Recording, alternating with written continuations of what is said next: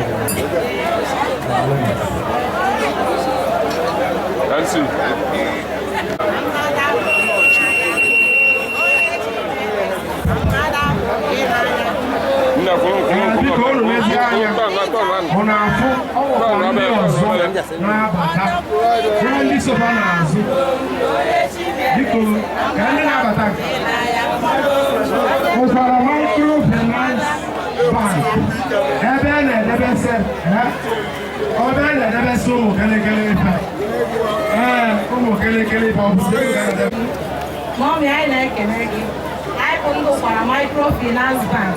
I say, can you solo our honorable director, where we are no Bosita, or Waji on our. I will go for a microfinance, getting over again. Only a bank to a ban. I say, can you no Bosita? I go up our own, so director, I will go our own. Who bank Abara? No, Bossy.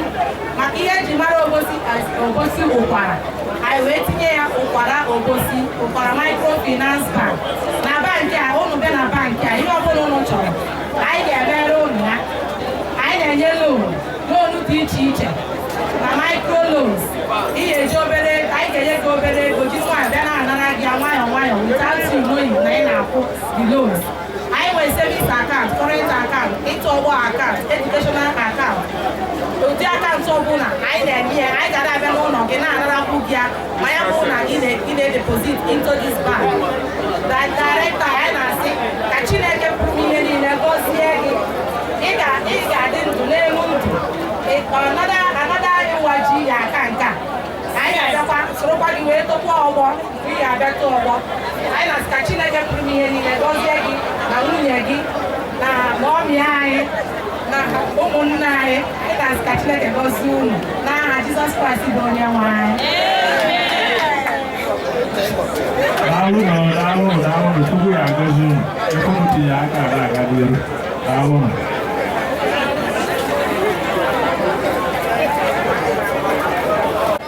Opala microfinance I went to Nina batakita abo.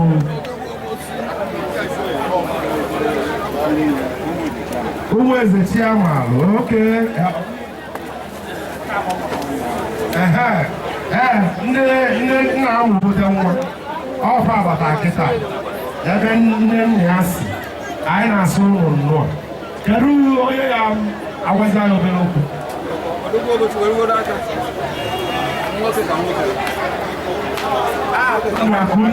akụ na-ebunye ego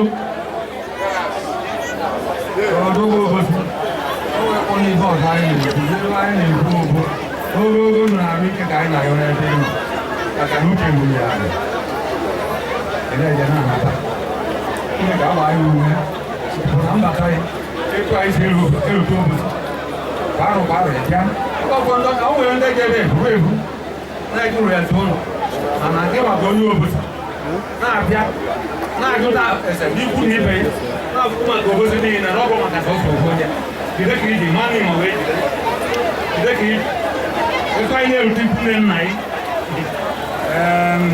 ọ makwụrụ onwe ya mma wee kụzibe ya wee sị ọrụ nke ụka wee na-aga tupu ya gbaghị omekpụ debe na arụ tupu ya tupu ya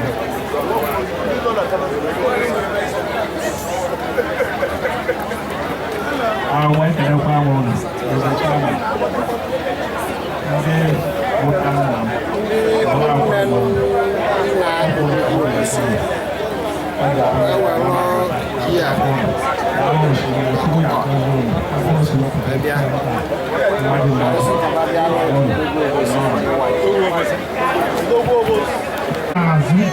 ọ dịkwa ka ndị nne nna ogogbo si na-abata ndị akụrụ elu nne nna ya nwa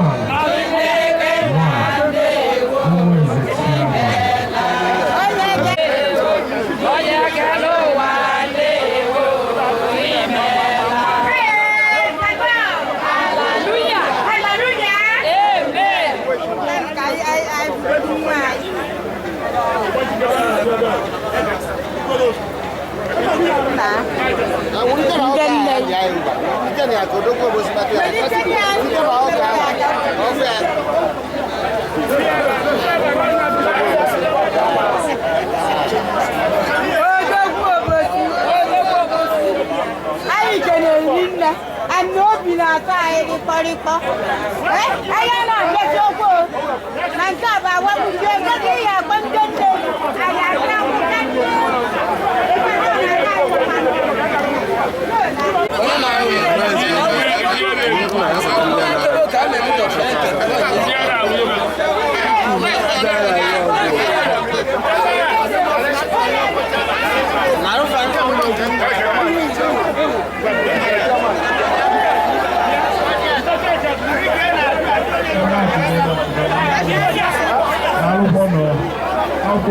akwụkwọ bụ isi nna na-eme ya na alụ rụrụ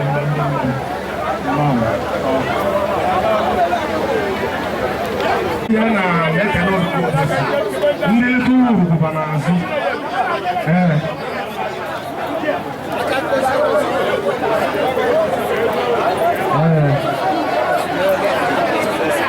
ndị etu uru na-abata mgbe ndị ichie na-ekele obodo ndị etu uru na-abatago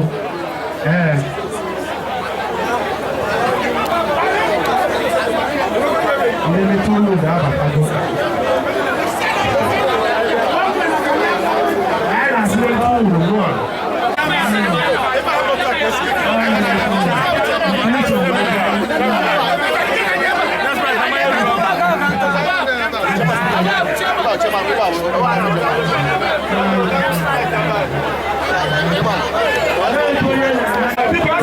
ndị na-abata kịta bụ ndị ụmụ ogbo akụ na olume n'ụmụ ogbo n'oge ahụ ọba na-abata enyi oche anyị na-asụ ụlọ mmụọ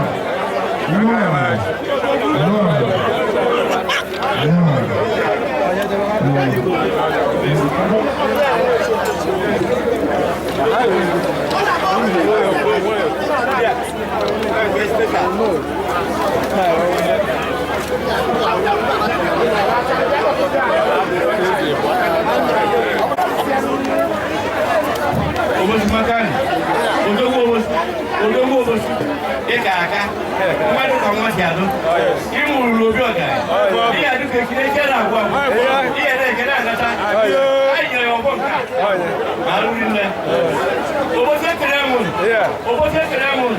onye ya were ndụ na-abịa anyị wee were ndụ na-aba anyị nwee nke a ka anyị si ka anyị iwe mara ndị nne okenye na ha na-eketa ihe amana ya isie ike nwunye odogwu ndị niile ekele isie ike daalụnụ nne bụ enyi na nne ya ogwu ana m ekele ụnụ ada odogwu na-eme ụbọchị elu ụmụ obodo ya na nwanne onye eluigwe ọnwa ọkọ nwa ụlọ mụtara ọ maka ụlọ aja ụlọ asị ka na ntụ ọ bụrụ na ọ na-amụtara m ọfụma mgbe ma aghaza ha alụrụ na tupu ya nọ na isi ike ndị na-aka ịbụrụ ọgbọ ya eto ndị na-akpa ụgbọ na-aga tupu enwere ndụ arụsi ike na alụrụ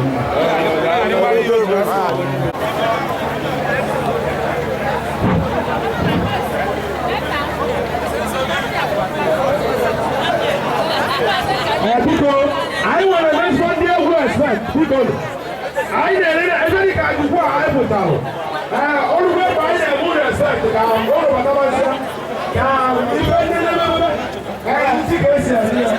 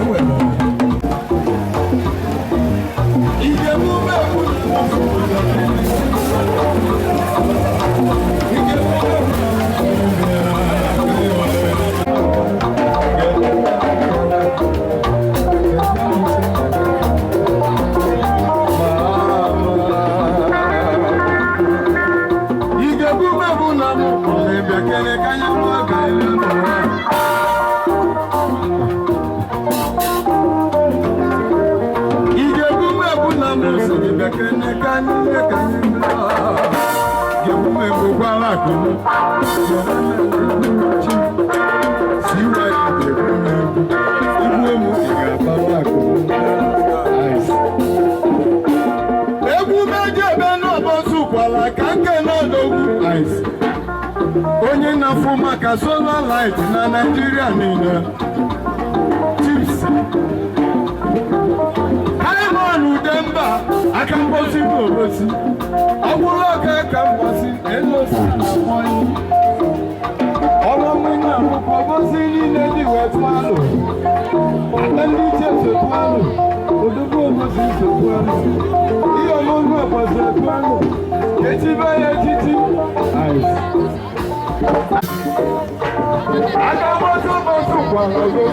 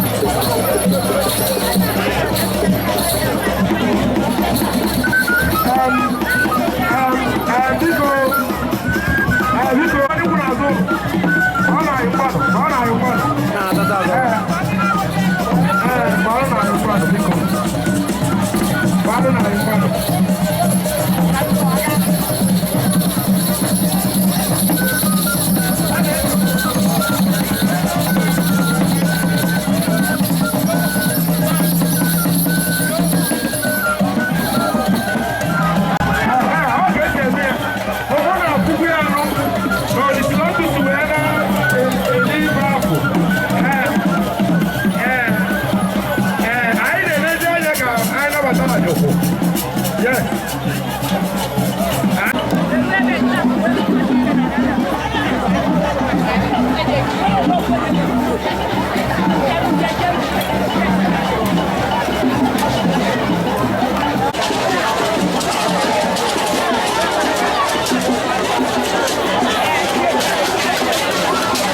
Ajukwu na-abata kịta.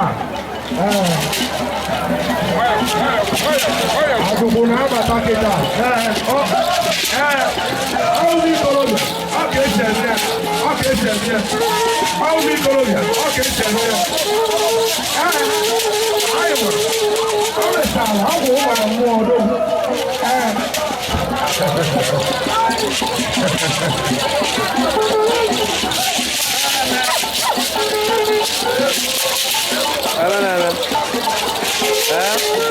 Hello. Hello.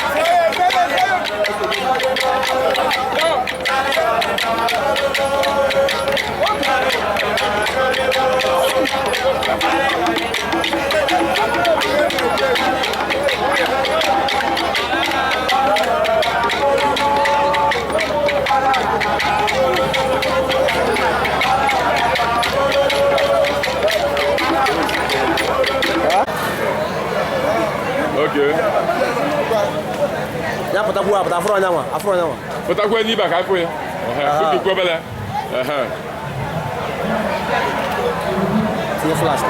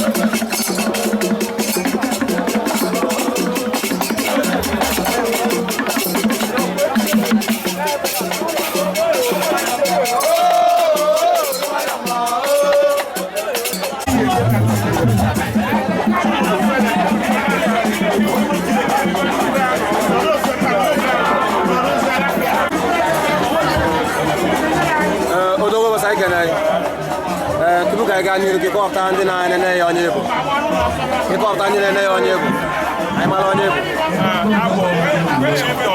elu ya mmadụ n'oge ụbọchị ezinụlọ anyị ka anyị bịa n'ụbọchị taa chọpụta na ife anyị ole bụ ife na-eme ọsọ anyị na-eje ka kọpụtala anyị ife bụ ife mee na ezinụlọ anyị n'ụbọchị taa taata ka odogwu ụbọchị na-awa arụ ụmụnne eji ọ na-abụ n'ụbọchị obi ọrụ ụbọchị ọ bụ na igwe awasịa ji nne ji awa igwe ụbọchị kwa n'izuụka gara aga o wee lụta na-awa arụ ụmụnne m esi Amerịka Atlanta Georgia wee bịa ka m bịa ka mụrụ ụmụnne nọ ya ka ụwarụfa ji ka omenala anyị si wee dị ọya ka ma anyị kele eri nne ka anyị malụ ntụ obi dị dịka ya bụ mmemme awamuji na-abịa na nchịkọta mba enwere m ezigbo aṅụrị otu ndị mmadụ si wee pụta na-ayọkwanụ ka chukwu oge osogbo ndị mmadụ bịa ife wee wee ka anyị na-enye ekele na arụ a wee ezigbo arụ na ọ ya enye ndị niile dị ebe a mgbe a na-anọchi a na-ana gwa ya ana n'udo were arụ isi ike wee na-ebi Chineke bụ onye nwere ka anyị mara ekele na-ekele Chineke onye mee ka ife niile mee wee gaa ọfụma mba ọ Olisa ka ife niile dị anyị na-ekele ọ bụ na ọ bụrụ ya na ife anyị aka anyị na-ekele Chukwu daalụ ọya na-ayị aka ukwu anyị wee na-achị esa afọ anyị niile dị iche iche anyị kele eri nne na odogwu obosi daalụ nne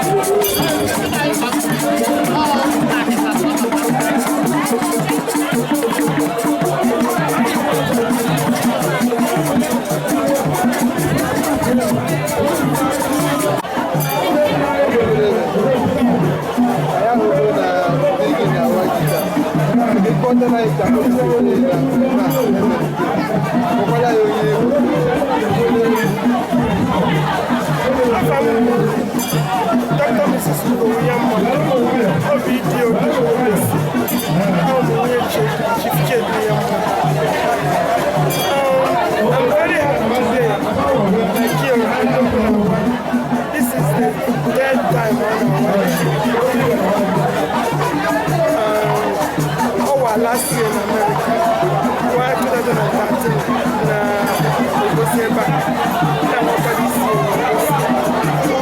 it is very nice because to talk to somebody nature that he loves his own town.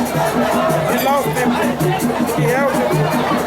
He helps people a lot. He's a very nice person. I'm really happy and proud to be married to him. Thank you very much.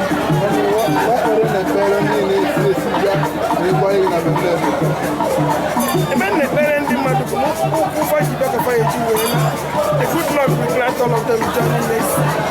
And Jehovah Wire, they will blessings cover your water. Inform, organism, success, happiness, and good health. I pray to the good Lord to bless each and every one of us and meet all of us on our individual needs. Thank you.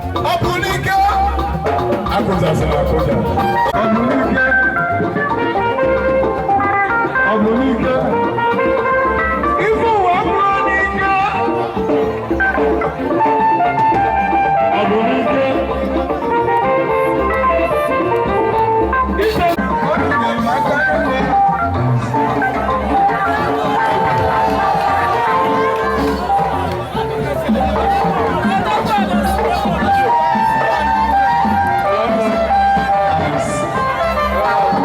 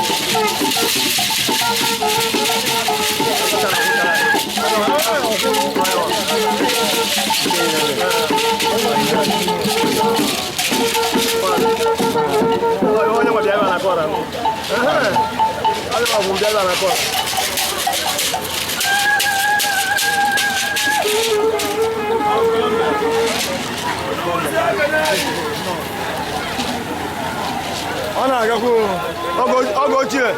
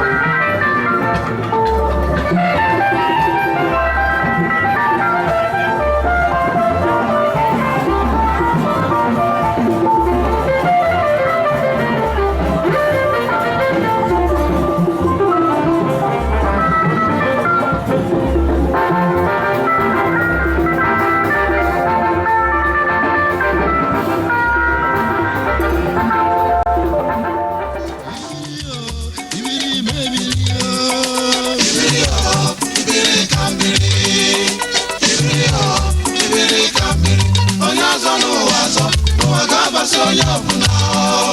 Ibiri o.